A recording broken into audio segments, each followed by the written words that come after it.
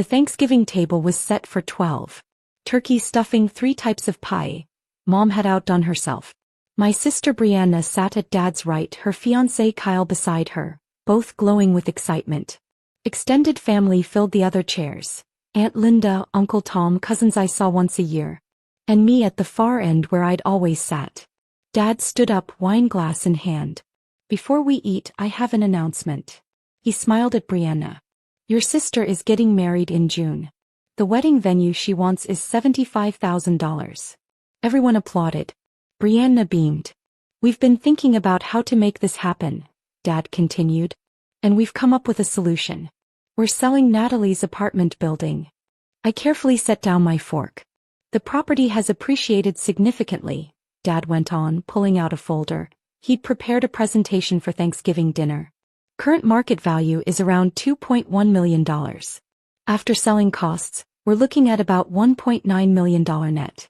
More than enough for the wedding, plus we can upgrade Brianna and Kyle's honeymoon to that Mediterranean cruise they wanted.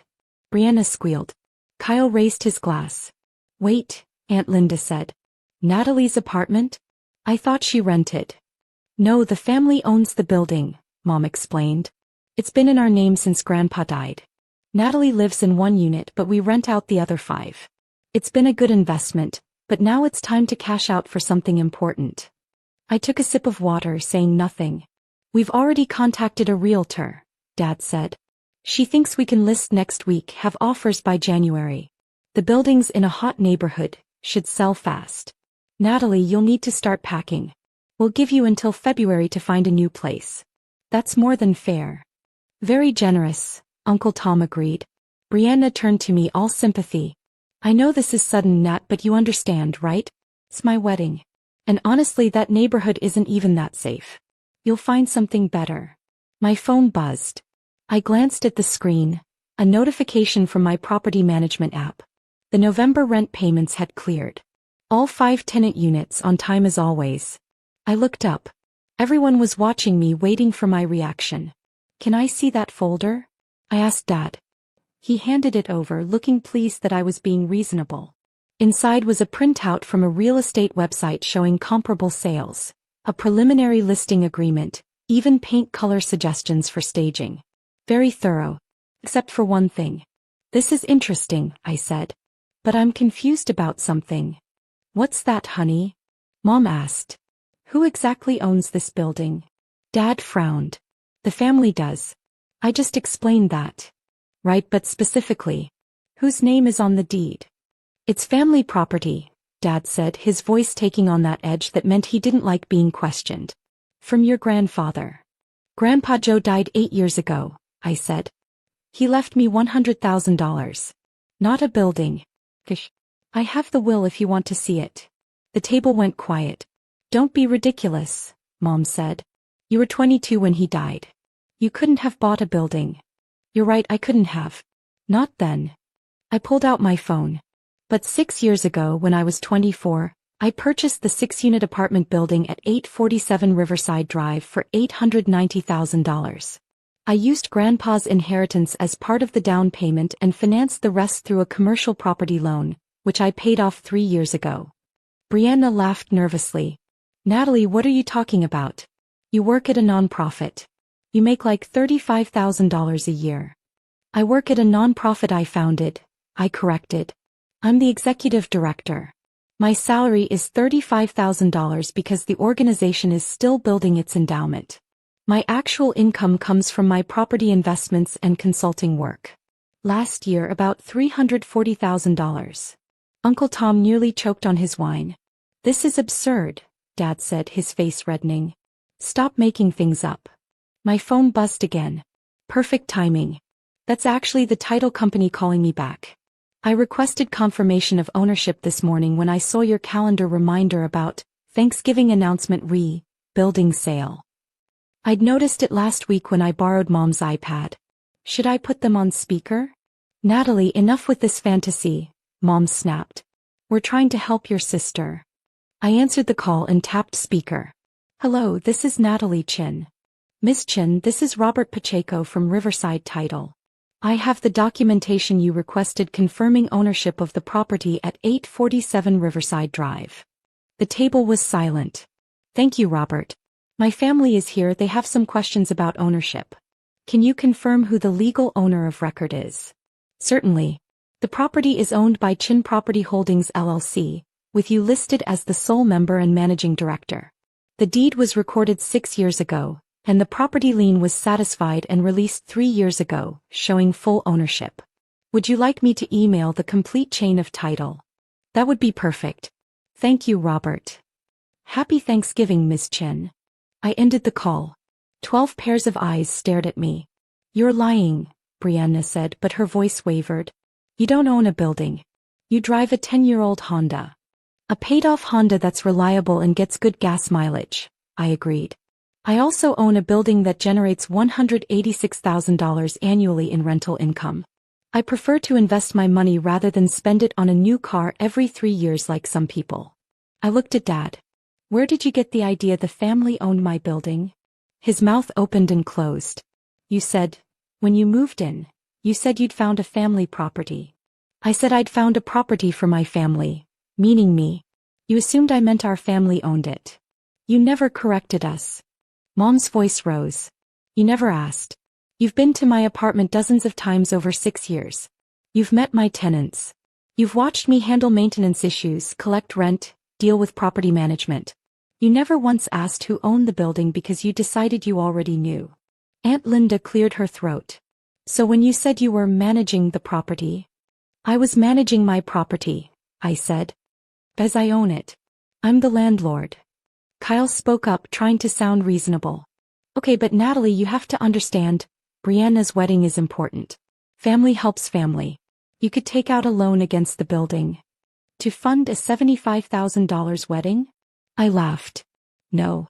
You're being selfish. Brianna's eyes filled with tears, her signature move. It's my wedding. I've dreamed about this my whole life. Then you should have saved for it, I said calmly. Or chosen a venue within your budget. I'm not liquidating my primary asset so you can have ice sculptures and a live band. We raised you. Dad shouted, standing up. We fed you, clothed you, put you through college. You paid for 2 years of community college before telling me to get loans for the rest because Brianna needed private high school, I interrupted. I worked 3 jobs to graduate debt-free. You didn't contribute $1 to my last 2 years. That's not how I remember it, Mom said coldly. I have the loan documents showing 0 parental contribution. I also have the ledger where I tracked every dime I spent on this family over the past 8 years. I pulled up a spreadsheet on my phone. I've given you approximately $47,000. Car repairs, medical bills, property taxes when you fell behind, Christmas gifts, birthday dinners I hosted and paid for. Want me to keep going? The table was silent except for Uncle Tom's quiet whistle. And now you want to sell my building without my permission, I continued. You contacted a realtor. You made plans to evict me from my own property. You announced it at Thanksgiving like it was already decided. We thought, Mom started. You thought I was weak. You thought I'd just go along with it because I always go along with everything. You thought I had nothing because I don't brag about what I have. I stood up, gathering my purse. For the record, you can't sell my building. You have no ownership stake, no legal claim, and no authority to make decisions about my property. If that realtor contacts me, I'll be reporting her for attempting to list property without owner authorization. Where are you going? Mom demanded. We're about to eat. I've lost my appetite. I looked at Brianna. I'm sorry your wedding is expensive. I'm not sorry that I won't fund it. Try a budget of $20,000. You can have a beautiful wedding for that. I've seen it done. You're ruining my life. Brianna sobbed. No, I'm protecting my assets from people who think they're entitled to them. I grabbed my coat from the hall closet. Behind me, the shouting started. Dad's angry demands that I come back, Mom's tears, Brianna's hysterics, Kyle's attempts to mediate. Aunt Linda followed me to the door. Natalie, wait. I turned. She was the only one who'd never asked me for money, never made assumptions about my life. I'm proud of you, she said quietly. What you've built, the nonprofit, the property investments, you did that yourself. Don't let them make you feel guilty for succeeding. My eyes stung. Thank you. And for what it's worth, if they'd asked nicely instead of announcing they were stealing your property, you probably would have helped with the wedding anyway. You've always been generous. He was right.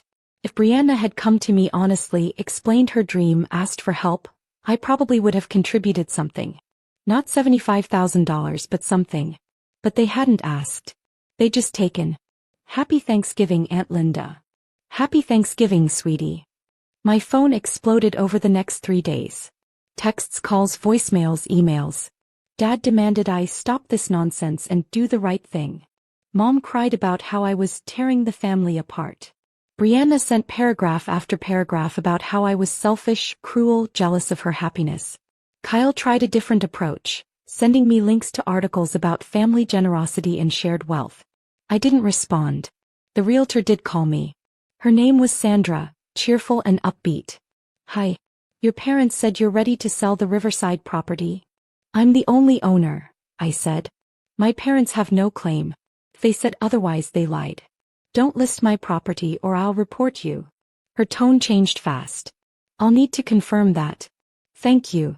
She never called again. Then Uncle Tom phoned. Your dad's furious.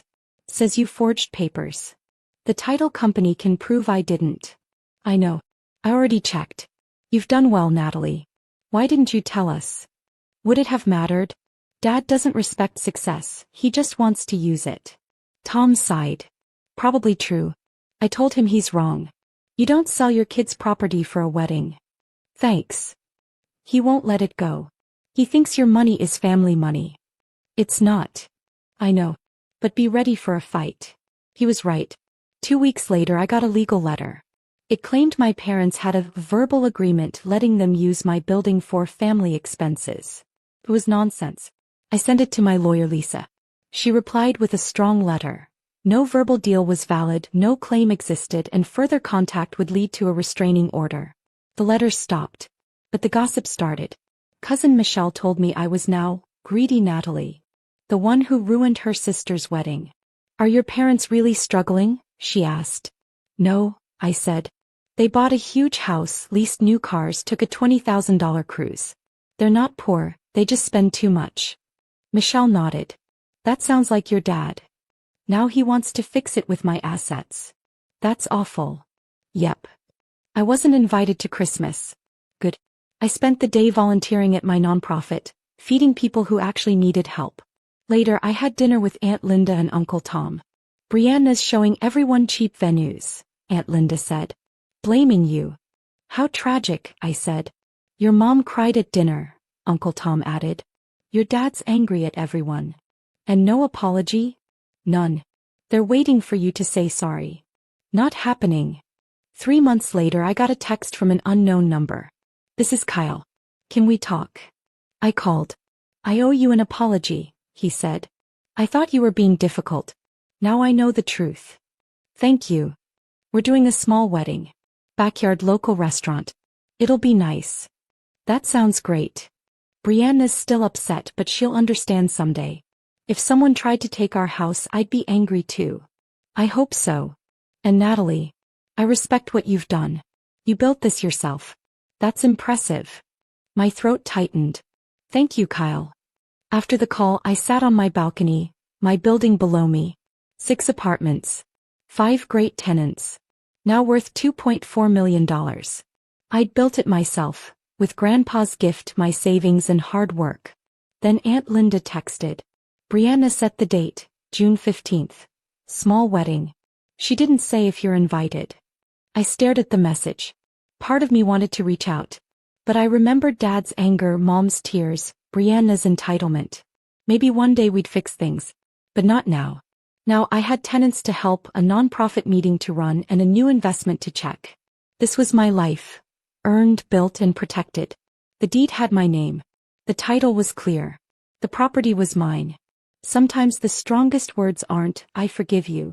Sometimes they're, this is mine. You have no right to it. And sometimes that's all that needs to be said.